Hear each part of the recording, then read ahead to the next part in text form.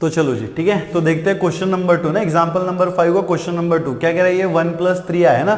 क्या दिया हुआ है यहाँ पे आपको complex number 1 + 3i by 1 - twice है। फिर से हमें क्या करना पड़ेगा, इसको स्टैंडर्ड फॉर्म में कन्वर्ट करना पड़ेगा इवेलुएट करके, ठीक है। तो लिखिएगा solution for the question number 2, ठीक है, solution for the question number 2, ठीक है। सबसे पहले आप क्या कर देंगे, इसको डिनोट कर लेंगे लेट, ठीक है, let z is equals to, ठीक है, z is equals to 1 + 3i by 1 - 2i, ठीक है, 1 + 3i बाय 1 - 2i, ठीक है। तो इसी को आप कैसे लिख सकते हो, z is equals to 1 + 3i by 1 - 2i। यहाँ पे इसी को हम कैसे लिख सकते हैं 1 + 3i, ठीक है। देखो यहाँ पे दो कॉम्प्लेक्स नंबर्स है और इसका में क्या हुआ है, डिवीजन हुआ है ना। तो इस केस में हम लोग क्या करते हैं, रैशनलाइजेशन मेथड यूज करते हैं, और रैशनलाइजेशन मेथड में हम लोग क्या करते हैं, जो डिनोमिनेटर में टर्म होता है, ठीक है ना, जो डिनोमिनेटर में टर्म है उसके कॉन्जुगेट से हम लोग न्यूमरेटर और डिनोमिनेटर को मल्टीप्लाई करते हैं। तो यहाँ पे देखो, यहाँ पे डिनोमिनेटर में क्या है 1 - 2i है, तो इसका कॉन्जुगेट क्या हो जाएगा 1 + 2i डिवाइडेड बाय 1 + 2i, कितना हो जाएगा 1 + 2i डिवाइडेड बाय 1 + 2i। इसी को आप क्या लिख सकते हो, z इज इक्वल्स टू, देखो न्यूमरेटर का मल्टीप्लीकेशन आप न्यूमरेटर के साथ करोगे और डिनोमिनेटर का मल्टीप्लीकेशन हम डिनोमिनेटर के साथ करेंगे, ठीक है ना। तो क्या मिलेगा आपको यहाँ पे 1 + 3i मल्टीप्लाइड बाय 1 + 2i, ठीक है, 1 + 3i मल्टीप्लाइड बाय 1 + 2i, और यहाँ पे डिवाइडेड आपको क्या मिलेगा 1 - 2i, ठीक है, मल्टीप्लाइड बाय 1 + 2i, ठीक है, 1 - 2i मल्टीप्लाइड बाय 1 + 2i, ठीक है। इसी को आप कैसे लिख सकते हो, देखो यहाँ पे हम क्या करेंगे, न्यूमरेटर में दो ब्रैकेट्स का मल्टीप्लीकेशन करेंगे। तो पहले तो हम क्या करेंगे 1 से इन दोनों एलिमेंट्स को मल्टीप्लाई करेंगे, बाद में हम क्या करेंगे 3i से इन दोनों एलिमेंट्स को मल्टीप्लाई करेंगे, ठीक है। तो यहाँ पे देखो 1 × 1 कितना हो जाएगा 1 हो जाएगा, 1 × 2i कितना होना चाहिए +2i, ठीक है, कितना हो जाएगा +2i।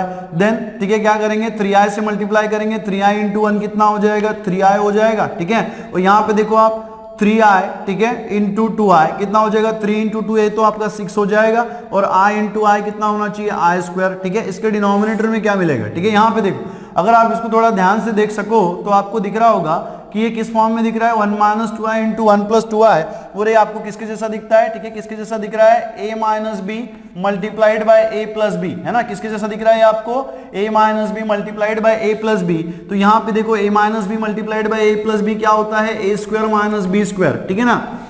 तो अगर आप इसको थोड़ा ध्यान से देख सको तो आपको दिख रहा होगा कि ये किस फॉर्म में दिख रहा है ठीक है, किस फॉर्म में दिख रहा है a - b × a + b। तो अगर हम इसको इसके साथ कंपेयर करें तो आपको a का वैल्यू कितना मिलेगा 1 मिलेगा, और b का वैल्यू कितना मिलेगा 2i मिलेगा। तो हम यहाँ पे a की जगह पे क्या पुट करेंगे 1 पुट करेंगे, और यहाँ पे b की जगह पे हम क्या पुट करेंगे 2i पुट करेंगे।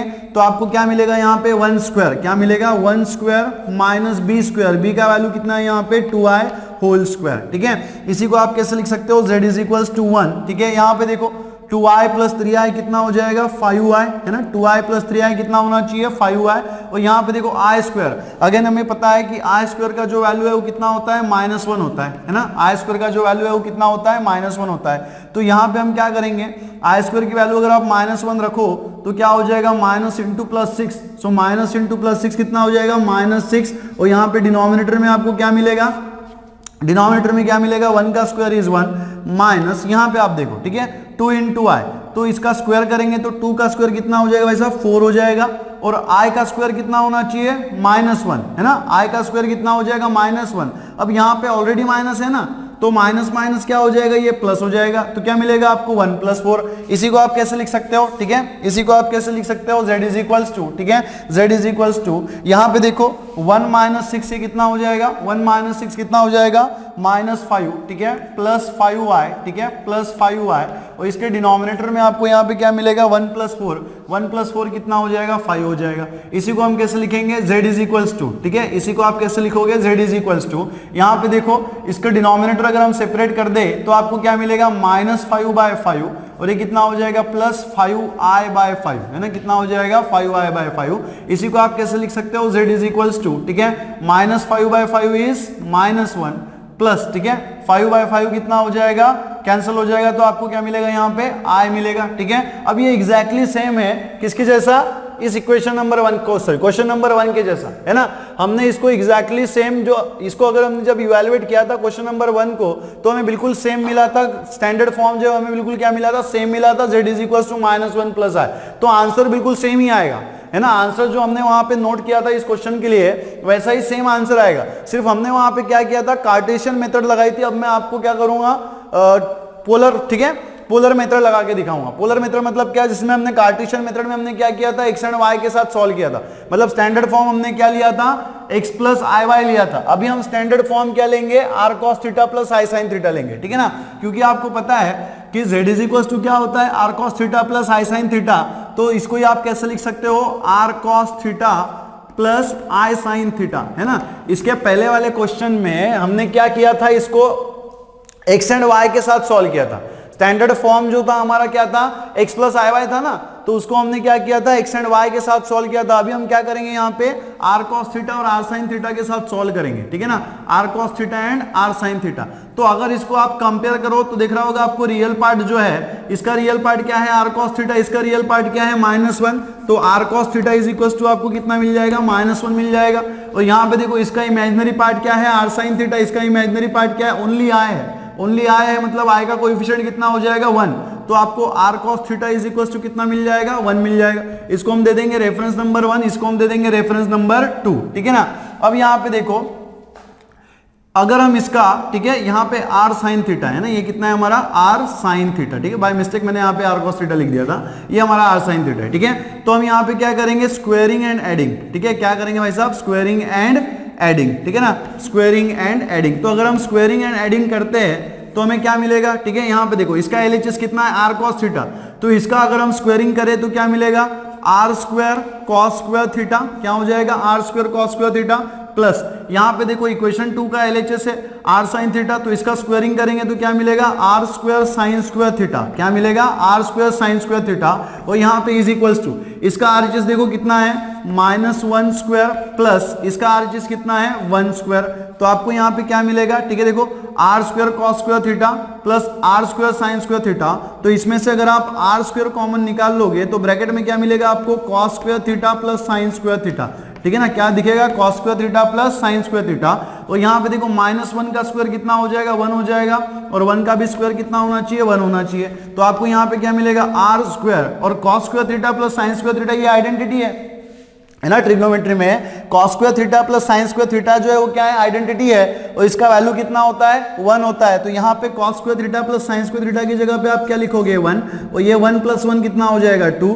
तो आपको यहाँ पे r इज इक्वल्स टू क्या मिलेगा, ठीक है, क्या मिलेगा, √2, है ना। r इज इक्वल्स टू क्या मिलेगा आपको, √2। एक्चुअली ये क्या होता है, प्लस माइनस होता है ना। ये क्या होता है, अगर आप r इज इक्वल्स टू √ लिखेंगे तो आपको क्या मिलेगा, +-2 मिलेगा, है ना। But r is equals to ये क्या है, modulus of z। r is equals to क्या है, मॉडुलस ऑफ z, और मॉडुलस लेने की वजह से यहां से नेगेटिव साइन चला जाएगा तो ओनली आपको क्या मिलेगी, पॉजिटिव वैल्यू मिलेगी, है ना। क्या मिलेगी, पॉजिटिव वैल्यू मिलेगी। तो r की वैल्यू आपको यहां पे मिल गई, r इज इक्वल्स टू √2, ठीक है। अब ये जो r का वैल्यू हमें मिला हुआ है ना, ये हम इक्वेशन नंबर 1 और 2 में पुट करेंगे भाई साहब, ठीक है। क्या करेंगे, इक्वेशन नंबर 1 एंड 2 में पुट करेंगे।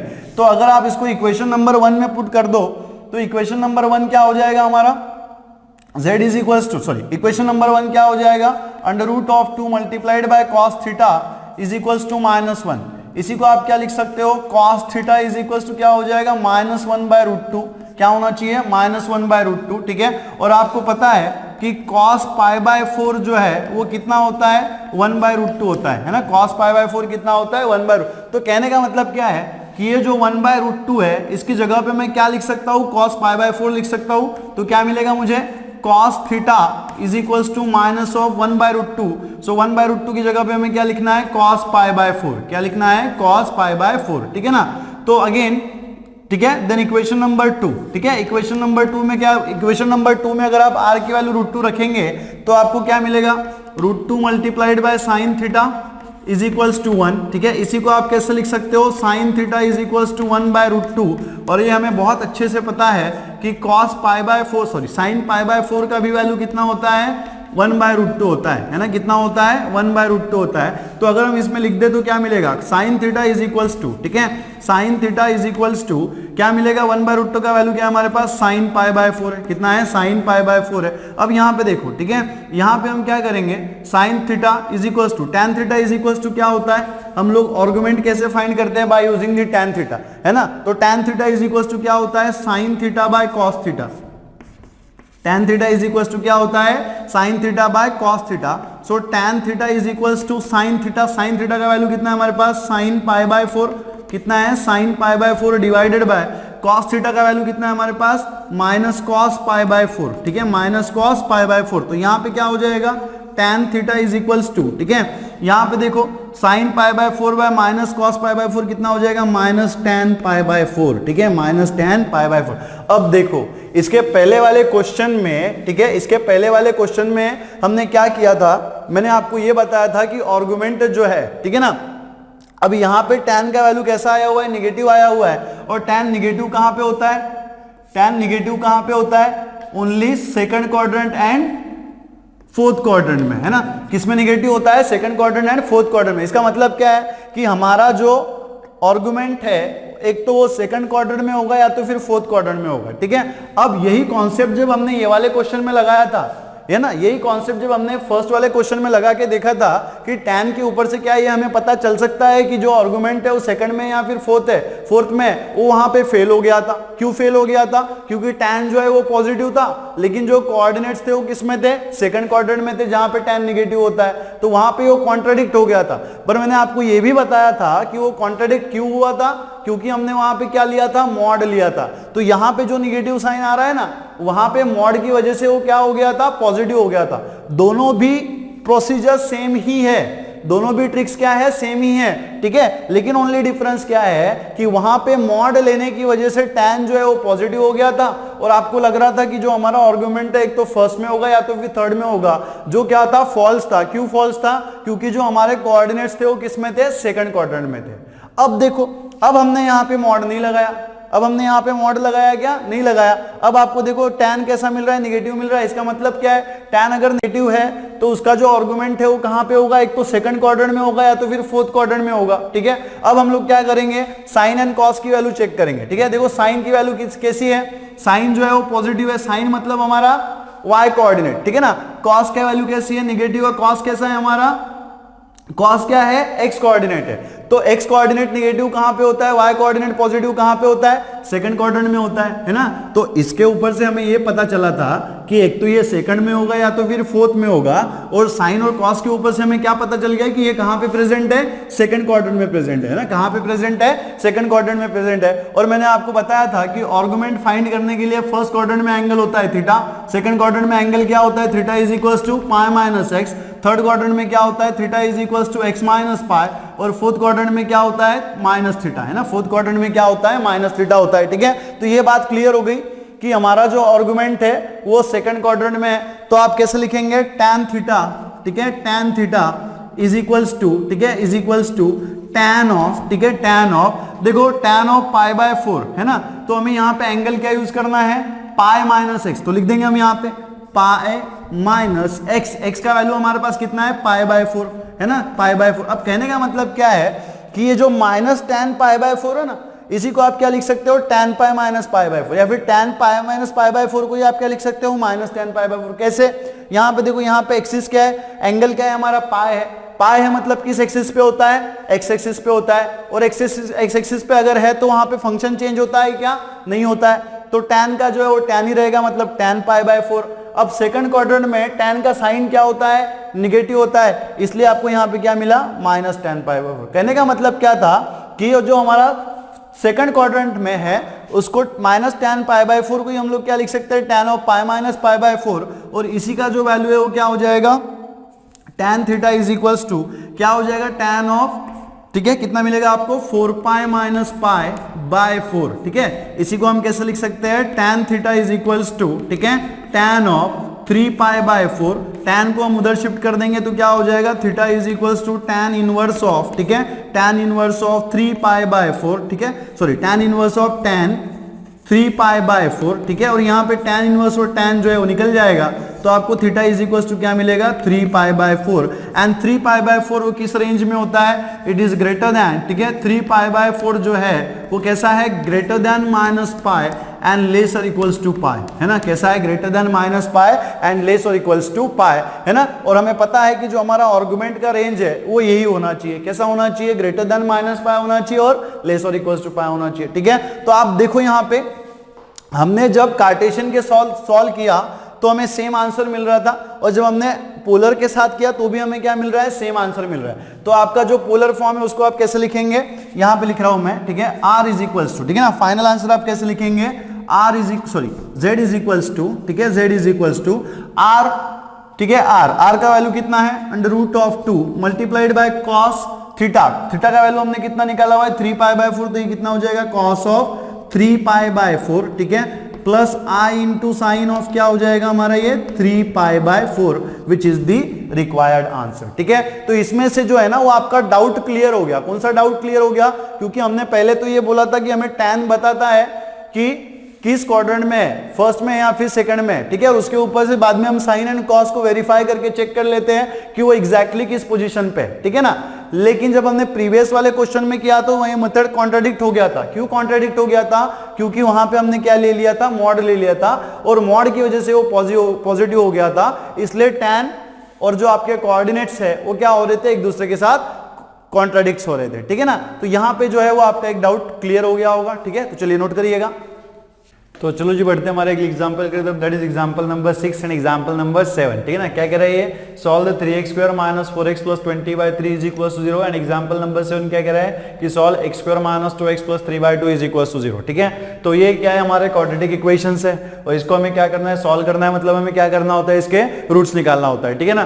तो चलिए देखेंगे solution for the example number 6, ठीक है, लिखिएगा, ठीक है, लिखिएगा solution for the example number 6, ठीक है। गिवन, सबसे पहले तो आप यहाँ पे गिवन नोट कर लो, क्या दिया हुआ है आपको, यहाँ पे क्या दिया हुआ है, 3x स्क्वायर माइनस 4x, ठीक है, प्लस 20/3 इज इक्वल्स टू 0, ठीक है।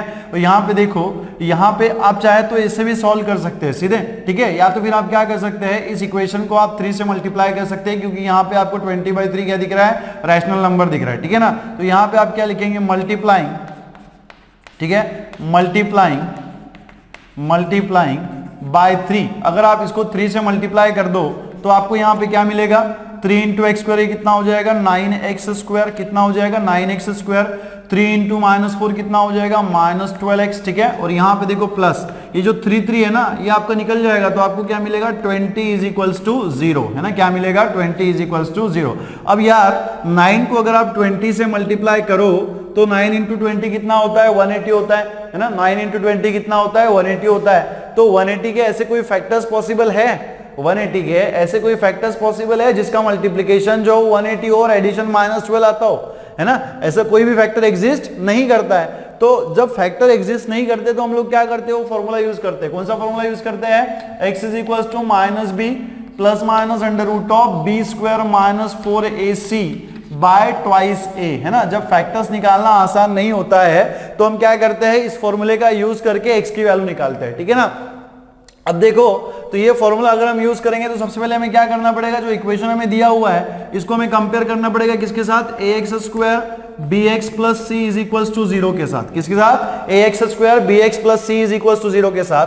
तो अगर इस इक्वेशन के साथ अगर हम इसको कंपेयर करें तो देखो आपको यहाँ पे x स्क्वायर का कोएफिशिएंट कितना दिख रहा है, a, और यहाँ पे x स्क्वायर का कोएफिशिएंट कितना है 9, ठीक है। यहाँ पे देखो x का जो कोएफिशिएंट है वो क्या है, b है, और यहाँ पे x का कोएफिशिएंट कितना है -12 है, ठीक है ना, कितना है -12 है। यहाँ पे देखो कांस्टेंट कितना है, c है, और यहाँ पे कांस्टेंट कितना है 20 है, तो c इज इक्वल्स टू आपको कितना मिल जाएगा, यहाँ पे 20 मिल जाएगा, ठीक है। अब देखो a का वैल्यू हमारे पास है, b का वैल्यू भी हमारे पास है, c का भी वैल्यू हमारे पास है, तो इन सब का वैल्यूज हम क्या करेंगे, इस फॉर्मूले में रख देंगे। तो इस फॉर्मूले में a b c की वैल्यू रखने के बाद आपको क्या मिलेगा, x मिलेगा, ठीक है। तो देखो यहाँ पे x इज इक्वल्स टू क्या हो जाएगा, x इज इक्वल्स टू क्या है -b plus minus under root of, ठीक है, b square minus 4ac by twice a, ठीक है, बाय क्या है यहाँ पे ट्वाइस a। तो यहाँ पे देखो x इज इक्वल्स टू क्या हो जाएगा, ठीक है, क्या हो जाएगा -b का वैल्यू कितना है -12, तो कितना हो जाएगा -12, ठीक है, minus of -12 plus minus under root of, ठीक है, under root of b square minus 4ac, b का वैल्यू कितना है -12, तो ये कितना हो जाएगा -12 का स्क्वायर, ठीक है, -4ac, 4 का वैल्यू कितना 4, ठीक है, a का वैल्यू कितना है हमारे पास, a का कितना है 9, ठीक है, तो कितना हो जाएगा ये 9, ठीक है, मल्टीप्लाइड बाय c का वैल्यू कितना, ठीक है, c का वैल्यू कितना है 20, तो ये कितना हो जाएगा मल्टीप्लाइड बाय 20, और डिनोमिनेटर में आपको कितना मिलेगा 2 मल्टीप्लाइड बाय ए का वैल्यू हमारे पास कितना है 9 है ना, हमारे पास वैल्यू कितना है 9, ठीक है। तो इसी को अगर हम आगे सॉल्व करें, देखो कैसे लिखेंगे, ठीक है, इसी को अगर हम आगे सॉल्व करें तो कैसे लिखेंगे, x इज इक्वल्स टू, ठीक है, x इज इक्वल्स टू, यहाँ पे देखो माइनस ऑफ -12 कितना हो जाएगा, +12 हो जाएगा, है ना, माइनस माइनस एक दूसरे को खत्म कर देते हैं, ठीक है। तो माइनस ऑफ माइनस कितना हो जाएगा, +12, ठीक है, प्लस माइनस, और यहाँ पे देखो जो -12 है ना, ठीक है, -12, इसी का मतलब क्या है, देखो ये जो -12 है, माइनस का स्क्वायर क्या होता है, पॉजिटिव होता है, तो नेगेटिव साइन का तो यहाँ पे कोई मतलब नहीं है, ठीक है, नेगेटिव साइन क्या हो जाएगा, यहाँ से हट जाएगा, कितना बचेगा, 12 स्क्वायर, है ना, और 12 को आप क्या लिख सकते हो, 4 इंटू 3, 12 को आप क्या लिख सकते हो, 4 इंटू 3 स्क्वायर। अब मैंने ऐसा क्यों लिखा, समझ में आई बात, -12 था ना, तो माइनस का स्क्वायर तो पॉजिटिव हो गया, बचा क्या, 12 को मैंने कैसे लिख दिया, 4 इंटू 3 स्क्वायर, ठीक है। आप चाहो तो इसको डायरेक्ट भी कैलकुलेट कर सकते हो, सारे नंबर्स को कैलकुलेट करके आंसर्स भी निकाल सकते हो, या तो फिर आप इसको थोड़ा सिंप्लीफाई करके भी आसानी से आंसर निकाल सकते हो, ठीक है। तो ये -4 है और यहाँ पे multiplied by 20, multiplied by 9, multiplied by 20, ठीक है। 20 को आप क्या लिख सकते हो, 20 को हम क्या लिख सकते हैं, 4 इंटू 5, है ना, क्या लिख सकते हैं, 4 इंटू 5, और डिनोमिनेटर में कितना हो जाएगा, 2 इंटू 9 कितना होना चाहिए, 18, ठीक है। इसी को देखो आप कैसे लिख सकते हो, x इज इक्वल्स टू, ठीक है, ये 12 प्लस माइनस, ठीक है, अंडर रूट ऑफ, यहां पे आप देखो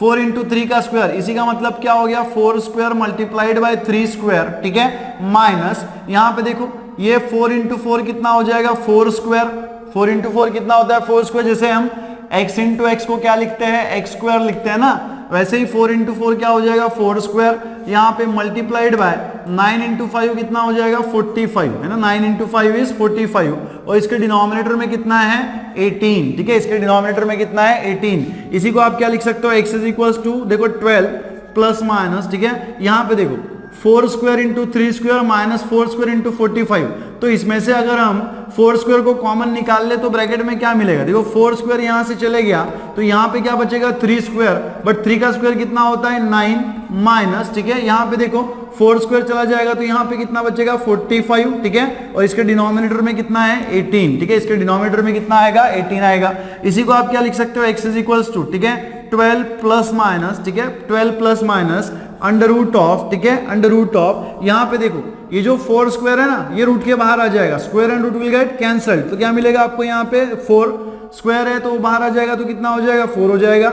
9 माइनस 45 कितना होता है, -36, 9 माइनस 45 कितना होता है, -36, और इसके डिनोमिनेटर में कितना है, 18, ठीक है ना। इसी को आप कैसे लिख सकते हो, x इज इक्वल्स टू, ठीक है, यहाँ पे देखो 12 प्लस माइनस 4, ठीक है, और ये जो -36 है इसको आप क्या लिख सकते हैं, 36 इंटू -1, है ना, 36 इंटू -1, और डिनोमिनेटर में कितना आएगा, 18, ठीक है। इसी को हम कैसे लिख सकते हैं, x इज इक्वल्स टू, यहाँ पे आप देखो ये जो 12 प्लस माइनस 4 जो है वो आपका एज इट इज है, 36 जो है वो रूट के बाहर आ जाएगा, 36 अगर आपका रूट के बाहर आ गया तो ये कितना हो जाएगा, 6 हो जाएगा, 36 का रूट कितना होता है, 6 होता है, और यहाँ पे अंडर रूट ऑफ आपको क्या मिलेगा, -1 मिलेगा, और इसके डिनोमिनेटर में कितना है, 18, ठीक है ना। अब देखो ये जो अंडर रूट ऑफ -1 है ना, इसका वैल्यू कितना होता है, ठीक है, इसका वैल्यू कितना होता है, under root of -1 is imaginary, कैसा है, इमेजिनरी, इसको हम लोग किससे डिनोट करते हैं, आयोटा मतलब आई से डिनोट करते हैं, ठीक है ना।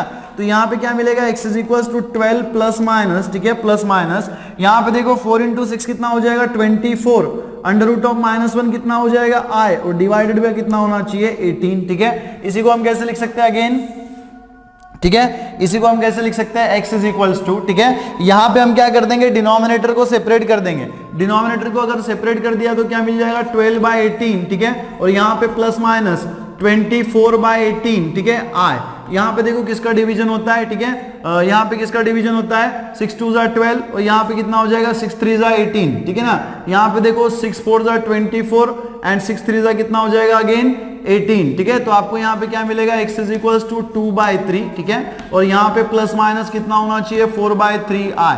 सो दस x की वैल्यू क्या मिलेगी आपको, हेंस x की वैल्यूज क्या है, x is equals to 2/3 plus 4/3i, ठीक है, एंड, ठीक है, and x is equals to 2/3 minus 4/3, ठीक है, i आर, ठीक है, आर द रिक्वायर्ड सॉल्यूशन, ठीक है, आर द रिक्वायर्ड, ठीक है, आर द रिक्वायर्ड सॉल्यूशंस, किसके सॉल्यूशंस है, for the quadratic equation 3x square minus 4x plus 20/3 is equals to 0, ठीक है ना। अब देखो बढ़ते हैं हमारे अगले एग्जांपल की तरफ। नेक्स्ट एग्जांपल क्या है हमारा, x square minus 2x plus 3/2 is equal 0। बहुत आसान सा एग्जांपल है, ठीक है। तो लिखिएगा सॉल्यूशन फॉर दिस, ठीक है। इसके लिए सॉल्यूशन लिखिएगा, solution for the example number 3, ठीक है। Solution for the example number 7, ठीक है। तो देखो क्या दिया हुआ है इसमें हमें गिवन, ठीक है ना। गिवन हमें क्या दिया हुआ है, एक्स स्क्वायर, ठीक है, minus 2x plus 3/2 is equals to 0।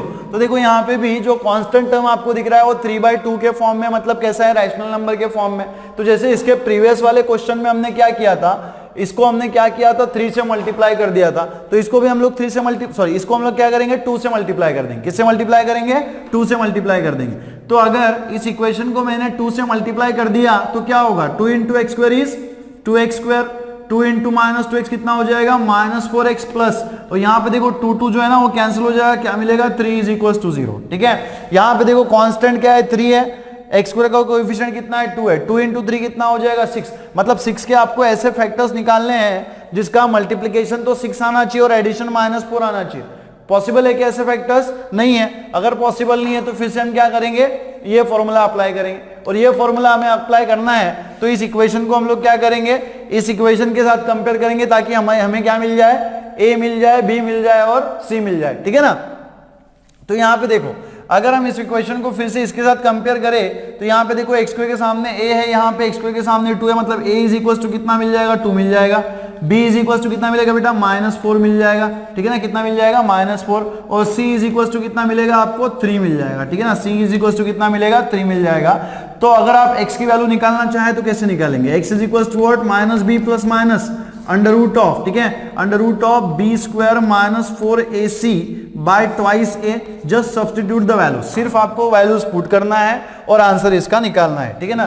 तो देखो अगर आप वैल्यूज पुट करेंगे तो आपको क्या मिलेगा, ठीक है, x is equals to minus, ठीक है, माइनस b का वैल्यू कितना है हमारे पास, -4, तो ये हो जाएगा माइनस ऑफ -4 प्लस माइनस, ठीक है। यहाँ पे देखो under root of B square, under root of B square, B का वैल्यू कितना है, अगेन -4 है तो ये -4 का स्क्वायर हो जाएगा, ठीक है। और यहाँ पे कितना है, -4 इंटू ए इंटू सी। ए का वैल्यू हमारे पास कितना है, अभी 2 है, एंड सी का वैल्यू हमारे पास कितना है, 3 है, ठीक है। और इसके डिनोमिनेटर में, ठीक है, इसके डिनोमिनेटर में क्या लिखेंगे, 2 इंटू ए का वैल्यू अगेन कितना है, दैट इज 2 इंटू 2, ठीक है।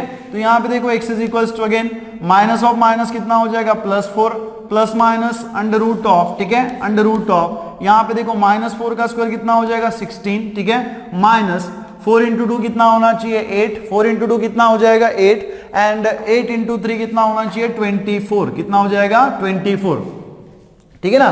तो डिनोमिनेटर में आपको कितना मिलेगा, 2 इंटू 2 इज 4, ठीक है। तो इसी को आप क्या लिख सकते हो, x is equals to 4 plus minus, ठीक है। यहाँ पे आप देखो 16 माइनस 24 कितना मिलेगा आपको, -8, 16 माइनस 24 इज -8, और डिनोमिनेटर में कितना है, 4 है। इसी को आप कैसे लिख सकते हो, x is equals to 4 plus minus, ठीक है। यहाँ पे आप देखो, ठीक है, यहाँ पे आप देखो ये जो -8 है ना, इसको हम लोग क्या लिख सकते हैं, -8 को हम लोग क्या लिख सकते हैं, 2 क्या लिख सकते हैं, 4 इंटू -2, है ना, क्या लिख सकते हैं, 4 इंटू -2, 4 इंटू -2 फिर से क्या हो जाएगा, -8 हो जाएगा। और इसके डिनोमिनेटर में कितना है हमारे पास, 4 है, इसके डिनोमिनेटर में कितना है, 4 है। तो क्या हो जाएगा, x is equals to again 4 plus minus, ठीक है। ये देखो 4 जो है रूट के बाहर आ जाएगा तो क्या मिलेगा, 2, और यहाँ पे अंडर रूट में कितना मिलेगा, -2 मिलेगा, और इसके डिनोमिनेटर में कितना है, 4 है, ठीक है। अब यहाँ पे देखो x is equals to 4 plus -2, ठीक है। अब देखो अगर रूट के अंदर निगेटिव साइन आया है ना, तो हम क्या लिखते हैं, रूट के अंदर अगर निगेटिव साइन आया, जैसे यहाँ पे देखो निगेटिव साइन आया था तो हमने क्या लिखा, उसको निगेटिव साइन की जगह पे क्या लिख दिया हमने, आई लिख दिया, ठीक है, और रूट को एज इट इज रखा। तो अगर रूट के अंदर निगेटिव आता है तो निगेटिव साइन हटा देंगे और क्या लगा देंगे, आई लगा देंगे। तो अगर निगेटिव साइन हटा दिया तो क्या बचेगा, अंडर रूट ऑफ 2, और इसके साथ हमें क्या लगाना पड़ेगा, आई लगाना पड़ेगा, और डिनोमिनेटर में कितना है, 4 है, ठीक है।